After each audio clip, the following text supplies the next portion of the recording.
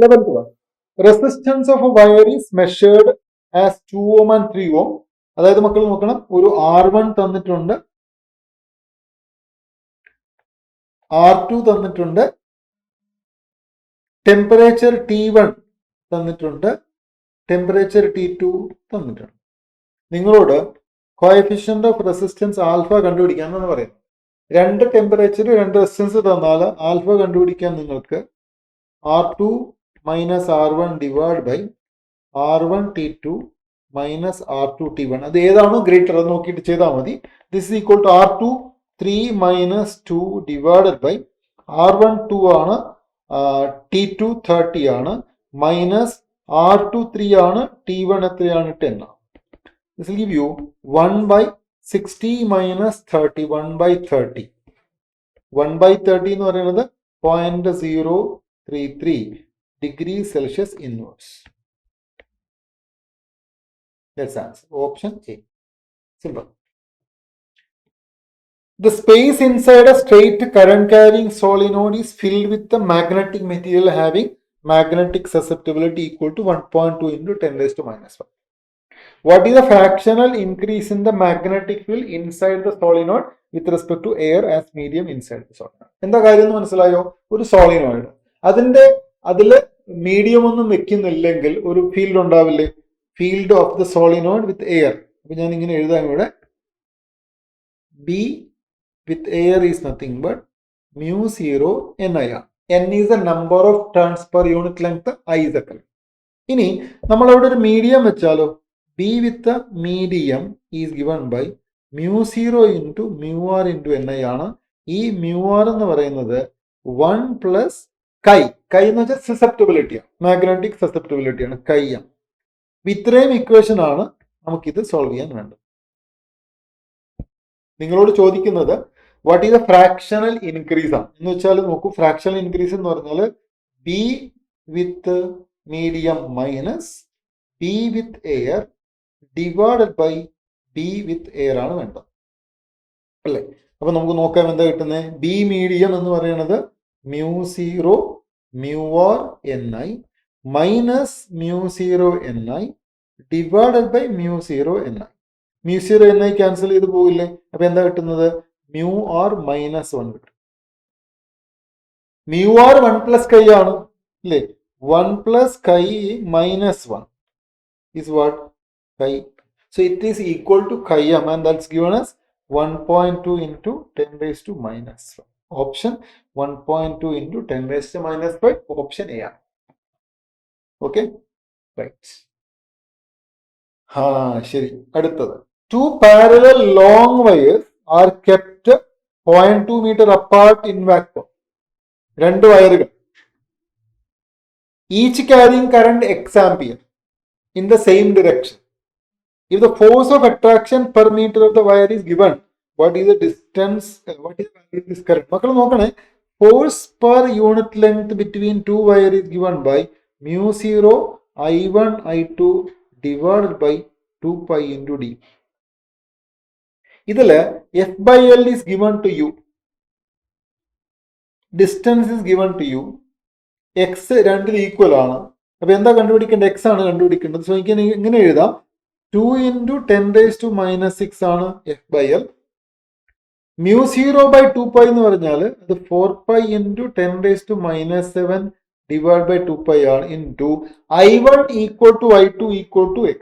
I1 equal to I2 equal to x ആണ്. ഇവിടെ x square എന്ന് എഴുതാം, ഡിവൈഡ് ബൈ d 0.2 ആണ്. യൂണിറ്റ് നോക്കാം, മീറ്റർ തന്നെയാണ്.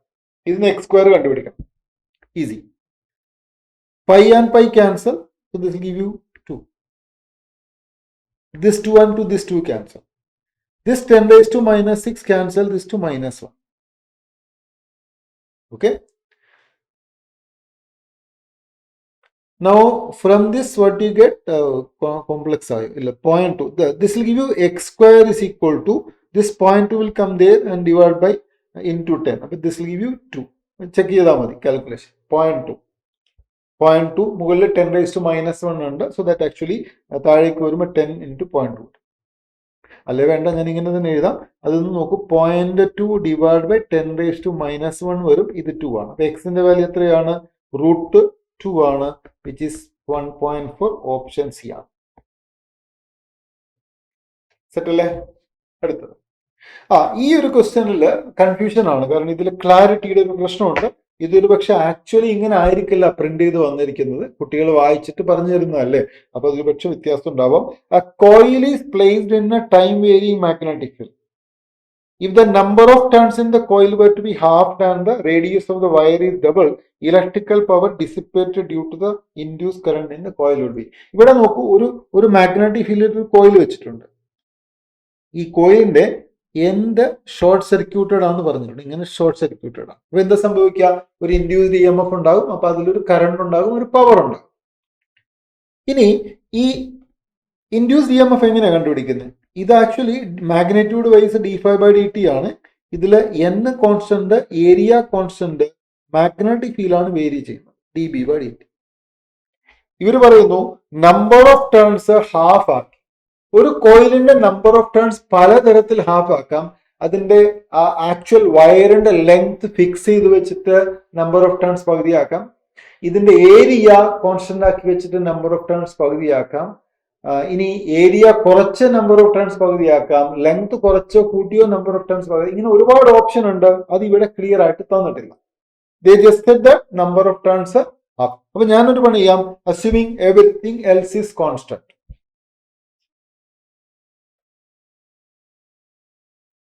Keeping a constant, n becomes n/2, which implies that E will become E/2. ശരിയല്ലേ?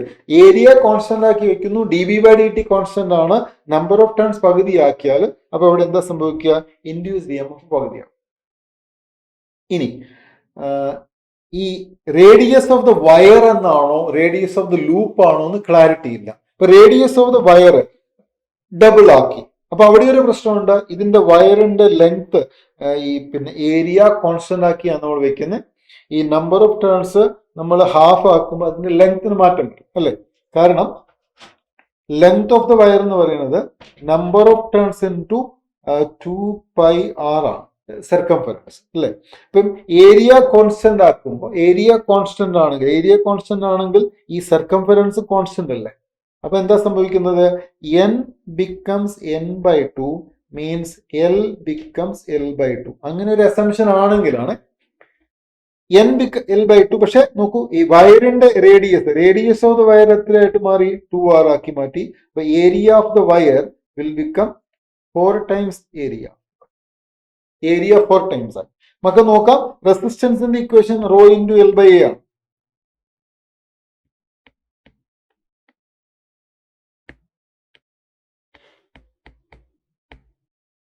One second, selection tool working.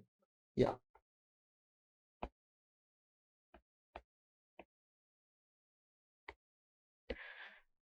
Resistance of the wire R is nothing but ρ × L/A. നോക്കണം, ഇവിടെ raw മാറുന്നില്ല, L എന്തായിട്ട് മാറി? L/2 ആയിട്ട് മാറി. Area എത്രയായിട്ട് മാറി? അത് 4 ഏരിയ ആയിട്ട് മാറി. So that means resistance will become R/8. അങ്ങനെയാണെങ്കിൽ റെസിസ്റ്റൻസ് R/8 ആയിട്ട് മാറും. ഇനി പവർ എന്ന് പറയുന്നത് E²/R ആണ്, which will become E/2² / R/8. This will give you E²/4 32. Power become 32. ഇങ്ങനെ ഒരുപാട് ഓപ്ഷൻസ് ഇതിൽ വരുന്നത് കൊണ്ട് ഈ ക്വസ്റ്റ്യൻ ആൻസർ ക്ലാരിറ്റി ഇല്ല. ഇനി now if you take some other assumptions, ചിലതിൽ ഡബിൾ ആവാം, ചിലതിൽ ക്വാർട്ടപ്പിൾ ആവാം, ഇങ്ങനെ പല ഓപ്ഷൻസ് അതിൽ വരാം, depending on what is kept constant and what is change. Okay, so I will say this is solvable if it is properly presented in clear. 15th one, an EM wave propagating in the x direction has a wavelength of 8 millimeter. Wavelength 8 millimeter ആണ്. Wavelength 8 millimeter ആണെങ്കിൽ ഇതിന്റെ propagation constant 2π / lambda ആയിരിക്കണം. So that is 2π / 8 × 10⁻³ ആയിരിക്കണം. Okay, so that should be equal to 2π / lambda. Wavelength 8 millimeter ആണ്, 8 × 10⁻³ ആണ്. So this is actually 2000 Yeah, no, we can write it as, one second. Yeah, we can write it as pi by 4. We can write it as pi by 4 into 10 raised to minus 3 അല്ലെങ്കിൽ pi by 4 into 10 raised to 3. അത് നോക്കണം. എല്ലാത്തിലും പക്ഷെ അത് pi by 4 into 10 raised to 3 തന്നെയാണ്. ഇതാണ് അതിന്റെ wave length. Propagation constant കിട്ടി. മറ്റൊന്ന്, electric field has an amplitude of 60. അപ്പൊ ഇലക്ട്രിക് ഫീൽഡ് വെക്ടർ സ്റ്റാർട്ട് ചെയ്യുന്നത് 60-ലായിരിക്കണം. അപ്പൊ നിങ്ങൾക്ക് കാണാം ഓപ്ഷൻ എയിൽ 60 ഉണ്ട്, ഓപ്ഷൻ ബിയിൽ 60 ഉണ്ട്, ഓപ്ഷൻ സിയിൽ ഇല്ല, ഓപ്ഷൻ ഡിയിലും ഇല്ല. അപ്പോൾ ഒന്നുകിൽ ഓപ്ഷൻ എ ആണ് അല്ലെങ്കിൽ ഓപ്ഷൻ ബി ആയിരിക്കണം കറക്റ്റ്. ഇനി മാഗ്നറ്റിക് ഫീൽഡിന്റെ ആംപ്ലിറ്റ്യൂഡ് എന്ന് പറയുന്നത് electric field amplitude by C ആണ്. അത് 60 divide by 3 into 10 raise to 8 ആണ്. So that B 2 into 10 raise to minus 7 ആയിരിക്കണം. അപ്പൊ മാഗ്നറ്റിക് ഫീൽഡ് 2 ഇൻറ്റു, ഇതിൽ 2 അല്ല, ഇവിടെ 2 ആണ്. So your answer is option B. Option B ആണ് ഇതിൽ answer. Okay. 16th one, in Young's double slit experiment performed using a monochromatic light of wavelength lambda, when a glass plate of thickness x lambda is introduced in the path of one of the interfering beams, the intensity of the position where the central maximum occurred previously remains unchanged.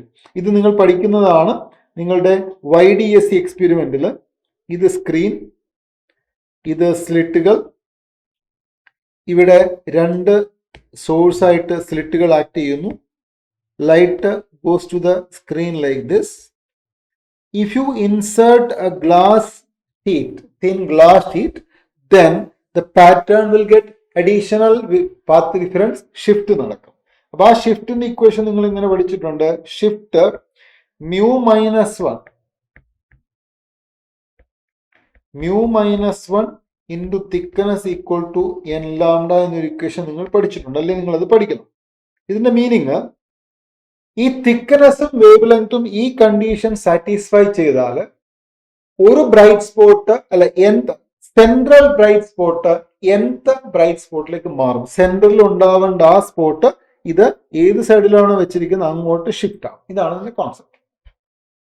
ഇവിടെ പറയുന്നത് previously maxima change ചെയ്യുന്നില്ല എന്നാണ് പറയുന്നത്. Maxima change ചെയ്യുന്നില്ല എന്ന് പറഞ്ഞാൽ അതിന്റെ അർത്ഥം നേരത്തെ മാക്സിമം ഉണ്ടായിരുന്നത് ഇപ്പം മാക്സിമം ഉണ്ട്, പക്ഷെ വേറൊരു മാക്സിമം ഇങ്ങോട്ട് ഷിഫ്റ്റ് ആവും. മാക്സിമത്തിന്റെ പൊസിഷന് മാറ്റമൊന്നുമില്ല. ഇതിന്റെ മിനിമം കണ്ടീഷൻ നമുക്ക് പറയാവുന്നത് mu minus 1 into t എന്തിന് ഈക്വൽ ആയിരിക്കണം? ലാംഡയ്ക്ക് ഈക്വൽ ആയിരിക്കണം. എന്നിന്റെ വാല്യൂ 1. അപ്പൊ ഒരു പ്രാവശ്യം സെൻട്രൽ മാക്സിമ ഒരു ഫ്രിഞ്ച് ഷിഫ്റ്റ് ആയി, അത്രേ ഉള്ളൂ. ഇതിൽ മ്യൂ എത്രയാണ്? 1.5 മൈനസ് 1 ഇൻറ്റു തിക്നെസ് എത്രയാണ്? X lambda. ഇത് ലാംഡയ്ക്ക് ഈക്വൽ ആണ്. അപ്പൊ നിങ്ങൾക്ക് കാണാം അവിടെ ലാംഡ ക്യാൻസൽ. എക്സിന്റെ വാല്യൂ എത്രയാണെന്ന് ചോദിക്കുന്നത്, അത് 1/0.5 ആണ്, ഈക്വൽ ടു 2 ആണ്. ഓപ്ഷൻ ബി ആണ്. സിമ്പിൾ. തിക്നെസ് 2, എക്സിന്റെ വാല്യൂ 2 ആണ്. തിക്നെസ് 2 ലാംഡ ആവുമ്പോഴാണ് ഒരു ഷിഫ്റ്റ് ഇവിടെ നടക്കുന്നത്. ഓക്കെ.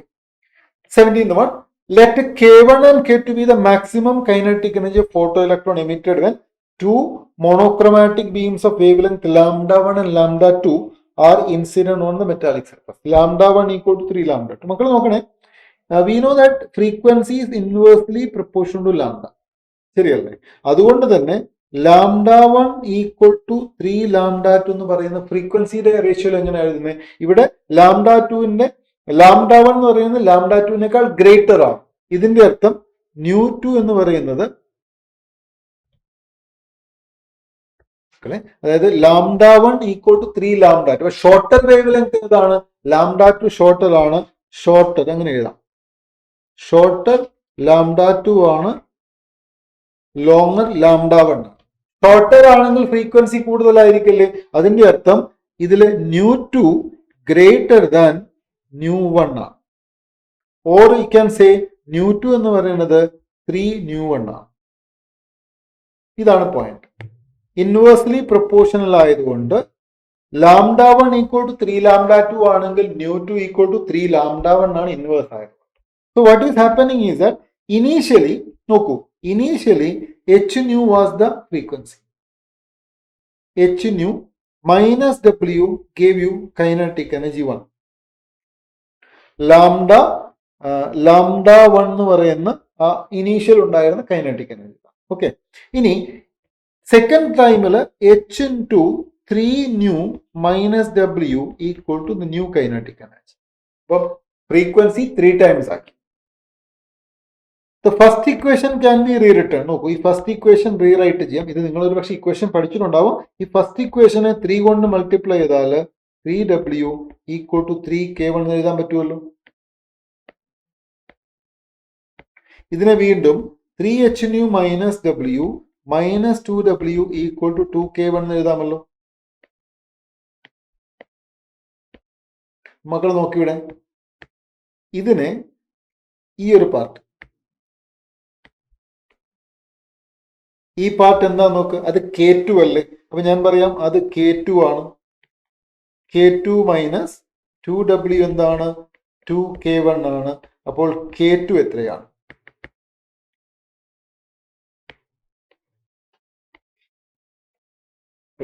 അപ്പോൾ K2 ഈക്വൽ ടു സോറി, ഇവിടെ 2k1 ആയി മാറി. ഒരു ചെറിയ എറർ ഉണ്ട് ഇവിടെ.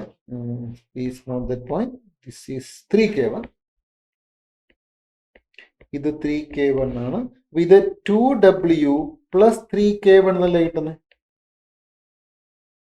So what does that mean? It means that the second kinetic energy is greater than the 3 times the first kinetic energy. ഇപ്പൊ നിങ്ങൾ ഫ്രീക്വൻസി കൂട്ടിയാൽ കൈനറ്റിക് എനർജി 3 ടൈംസ് അല്ല, അത് 3 ടൈംസിനേക്കാൾ ഗ്രേറ്റർ ആവുന്നു എന്നാണ് അർത്ഥം. When you double the frequency the kinetic energy is more than double അല്ലേ. ഇവിടെ lambda 1 is the what you call lambda 1 എന്ന് പറയുന്നത് ഷോർട്ടർ പിന്നെ ഫ്രീക്വൻസി വേവ് ലെങ്ത് വെച്ച് നോക്കുമ്പോൾ ലാംഡ 1 സ്മോളർ ആണ്. Sorry here lambda 1 is greater than lambda 2 ആണ്. അപ്പം ഇതില് K1 എന്ന് പറയുന്നത് കുറവായിരിക്കും. K1 must be less than K2/3 എന്ന ആൻസർ കിട്ടും.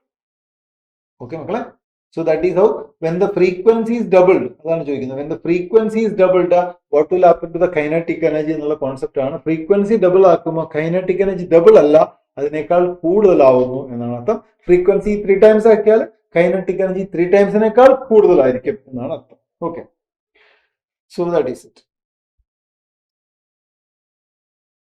K2 this can be written K1 less than K2/3 എന്ന് എഴുതാം. ഓക്കെ, ശരി. 18th one, following statements related to radioactivity are given below. കണ്ടില്ലേ, radioactivity is a random and spontaneous process. അത് ശരിയാണ്, random ആണ്, spontaneous ആണ്. Is dependent on physical and chemical conditions. തെറ്റാണ്. It is independent of conditions ആണ്. അപ്പൊ ആദ്യത്തെ statement തെറ്റ്, ഇത് റോങ് ആണ്. What about second one? The number of undecayed nuclei in the radioactive sample decays exponentially with time. അറിയാം, ശരിയാണ്. കാരണം എന്താ, we have an equation, number of undecayed remaining nuclei equal to n0 e raised to minus lambda t ആണ്. ഇത് ഒരു exponential variation ആണ്. We know that one. അപ്പൊ ഈ സ്റ്റേറ്റ്മെന്റ് ശരിയാണ്. മൂന്നാമത്തെ എന്താ, slope of the graph of log number of undecayed nuclei. It's very simple. ഈ മുകളിലെ ഇക്വേഷൻ ലോഗ് അപ്ലൈ ചെയ്യാം. അപ്പൊ നിങ്ങൾക്ക് എന്താ കിട്ടുന്നത്, യു വിൽ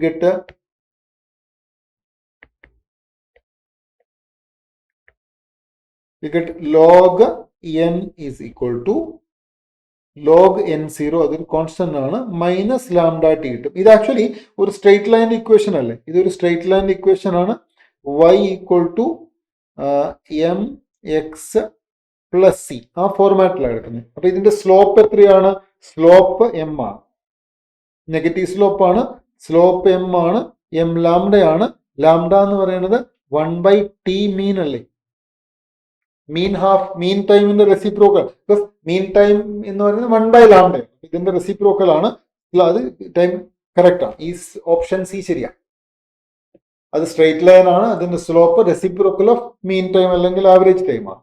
ലാസ്റ്റ് വൺ നോക്ക്, product of decay constant and half life is not constant.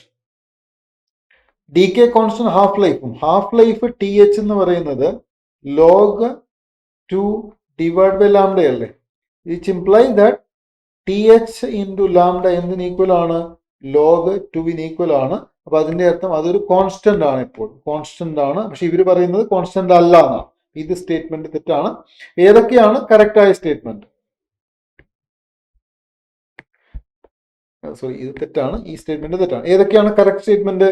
B correct ആണ്, C correct ആണ്. So your option is what? Your option is B and C. Option നിങ്ങൾക്ക് തന്നിരിക്കുന്ന ഓപ്ഷൻ സി ആണ്. Okay, ശരി. അടുത്തത് ഒരു അടിപൊളി ക്വസ്റ്റ്യൻ ആണ്. സെമി കണ്ടക്ടേഴ്സിലെ ആണ്. നന്നായിട്ട് ആലോചിച്ചാൽ ചെയ്യാൻ പറ്റും, ഇല്ലെങ്കിൽ ചെയ്യാൻ പറ്റില്ല. നോക്കൂ, in the given circuit the input voltage is shown in figure. The cut in voltage P N junction diode 0.6 ആണ്. കട്ട് ഇൻ വോൾട്ടേജ് എന്ന് പറഞ്ഞാൽ എന്താ അർത്ഥം എന്നറിയാമോ? നിങ്ങൾ ഇങ്ങനെ ഗ്രാഫ് പഠിക്കുന്നില്ലേ? അതായത് ഇതിന്റെ ഫോർവേഡ് ക്യാരക്ടറിസ്റ്റിക്സിൽ ഇങ്ങനെ ഒരു ഗ്രാഫിൽ ഇവിടെ ഒരു വാല്യൂ പറയാറില്ലേ, 0.7 എന്നൊക്കെ, അതാണ് കട്ട് ഇൻ വോൾട്ടേജ്. അതായത് ഇതിന്റെ ഫോർവേഡ് വോൾട്ടേജ് 0.7നേക്കാൾ കൂടുതലാണെങ്കിൽ ഡയോഡ് കണ്ടക്ട് ചെയ്യും, അല്ലെങ്കിൽ കണ്ടക്ട് ചെയ്യില്ല. ഇവിടെ പറയുന്നത് 0.6 വോൾട്ടിലാണ് അത് കണ്ടക്ട് ചെയ്യുന്നത്. അപ്പൊ ഈ വോൾട്ടേജ് 0.6 ആണ്. അപ്പൊ അതുവരെ കണ്ടക്ട് ചെയ്യുന്നില്ല. Now look at the circuit. Look at the circuit. രണ്ട് ഡയോഡ് ഇങ്ങനെ റിവേഴ്സ് ആയിട്ടാണ് കണക്ട് ചെയ്തിരിക്കുന്നത്. അപ്പം സപ്പോസ് ഇൻപുട്ടിൽ ആദ്യം ഇത് പോസിറ്റീവ് ആണെന്നും ഇത് നെഗറ്റീവ് ആണെന്നും വിചാരിക്കും. എന്താ സംഭവിക്കുന്നത്? Which diode is forward biased? D1 forward biased ആണ്, D2 റിവേഴ്സ് ബയസ്ഡ് ആണ്. D2 will not conduct, but will D1 conduct? D1 conduct ചെയ്യണമെങ്കിൽ ഇൻപുട്ട് വോൾട്ടേജ് 0.6നേക്കാൾ കൂടുതലായിരിക്കണം. അപ്പം ഇൻപുട്ട് വോൾട്ടേജിൽ up to 0.6 diode will not conduct. If diode does not conduct, then that current will conduct to the outer circuit inward. അപ്പോൾ 0.6 വരെ output voltage കിട്ടും. But once the voltage becomes equal to 0.6 or 0.7, then this part will get conducted through the diode. അത് ഡയോഡിലൂടെ conduct ചെയ്യും. Available, it's not available in the output. അപ്പം ഈ first ഹാഫിൽ ആ ഷെയ്ഡഡ് പോർഷൻ നിങ്ങൾക്ക് കിട്ടില്ല. Similarly when the polarity changes, this become negative and this become positive, what will happen? Just tell me, എന്തായിരിക്കും സംഭവിക്കുക? ഇവിടെ D1 കണ്ടക്ട് ചെയ്യില്ല, അത് റിവേഴ്സ് ബയസ് ആയിരിക്കും. പക്ഷെ D2 കണ്ടക്ട് ചെയ്യും. എപ്പോഴ്? ഇൻപുട്ട് വോൾട്ടേജ് 0.6നേക്കാൾ കൂടുതലാണെങ്കിൽ. ഇൻപുട്ട് വോൾട്ടേജ് 0.6നേക്കാൾ കൂടുതൽ വരുന്ന ഈ ഒരു റീജിയൻ ഉണ്ടല്ലോ, ഇത് ഡയോഡിലൂടെ കണ്ടക്ട് ചെയ്തു പോകും. It will not be available in the output. So in between ഉള്ള ആ ഒരു റേഞ്ച്, ഇൻ ബിറ്റ്വീൻ നിങ്ങൾ കാണുന്ന ആ ഒരു വോൾട്ടേജ് മാത്രമാണ് നിങ്ങൾക്ക് പുറത്ത് കിട്ടുന്നത്. അതായത് ഈ ഞാൻ ഗ്രീനിൽ ഷെയ്ഡ് ചെയ്യുന്ന ഈ ഭാഗം നിങ്ങൾക്ക് ഔട്ട്പുട്ടിൽ കിട്ടും, ഈ ഭാഗവും ഔട്ട്പുട്ട് കിട്ടും. ആ റെഡും ബ്ലൂവും കിട്ടില്ല, അത് ഡയോഡിലൂടെ കണ്ടക്ട് ചെയ്ത് പോകും. ആ ഗ്രീൻ ആണ് ഡയറക്റ്റ് ഔട്ട്പുട്ടിലേക്ക് വരുന്നത്. അപ്പൊ ഏതായിരിക്കും ഇതിൽ പ്രോപ്പർ ഗ്രാഫ്? നോക്കൂ, ഇത് ഓപ്ഷൻ ഡി ആണ്. ഇത് റെക്ടിഫിക്കേഷൻ നടക്കില്ല. രണ്ട് ഡയറക്ഷനിലും അത് കണ്ടക്ഷൻ നടക്കുന്നുണ്ട്, റെക്ടിഫിക്കേഷൻ ഇല്ല. ക്ലിയർ അല്ലേ? Yes. Now last question in section A. Amplitude modulated wave is represented by an equation. നിങ്ങൾക്ക് അത്ര ഇഷ്ടമൊന്നും ആവണമെന്നില്ല equation. The total bandwidth. മക്കളെ, ബാൻഡ് വിഡ്ത്ത് ചോദിച്ചാൽ പഠിക്കേണ്ട ഒറ്റ പോയിന്റേ ഉള്ളൂ. ബാൻഡ് വിഡ്ത്ത് എന്ന് പറയുന്നത് അത് ട്വൈസ് സിഗ്നൽ ഫ്രീക്വൻസി ആണ്. ഇനി സിഗ്നൽ ഫ്രീക്വൻസി എങ്ങനെ മനസ്സിലാവും എന്നറിയാമോ? Signal frequency less than carrier frequency ആണ്. കാരിയറിനേക്കാൾ കുറവാണ്. ഇത് രണ്ട് ഫ്രീക്വൻസികളിൽ ഏതാണോ സ്മോളർ വൺ, അതാണ് സിഗ്നൽ ഫ്രീക്വൻസി. അതിന്റെ ഡബിൾ ആണ് ഇതിന്റെ ബാൻഡ് വിഡ്ത്ത്. നോക്കൂ മക്കളെ, രണ്ട് ഫ്രീക്വൻസി കാണാം. ഒരു ഒമേഗ 2π × 10⁴ ആണ്, അടുത്തത് 2π × 10�7 ആണ്. അപ്പൊ സെക്കൻഡ് വൺ കാരിയർ ആണ്, ആദ്യത്തേത് നമ്മുടെ സ്വന്തം ആൾ ഇതാണ്. അപ്പൊ omega of the message signal is nothing but 2π × 10⁴. ഇവിടെ ഓപ്ഷൻ ഒക്കെ ഹെർട്സിലായതുകൊണ്ട് നമുക്ക് അതിന്റെ ആംഗുലർ ഫ്രീക്വൻസി കണ്ടുപിടിക്കാം. അത് ഒമേഗ എം ഡിവൈഡ് ബൈ 2π അല്ലേ. So this will give you what? 10⁴ hertz. Band width ആണ് ചോദിച്ചതെങ്കിൽ അത് 2 × μm ആണ്. 2 × 10⁴ ഹെർട്സ് ആണ്. ഇതിനെ നിങ്ങൾക്ക് 20 കിലോ ഹെർട്സ് എഴുതാം. So that will be your answer. Answer option ഏതാണ് നോക്കൂ? Option 20 kilo hertz, option C ആണ്. മക്കളെ, അതാണ് നമ്മുടെ part A questions. Without much difficulty I think you would be able to do this. except one question where you have a lot of ambiguity. Thank you so much for your time. Practice these questions, become stronger in physics.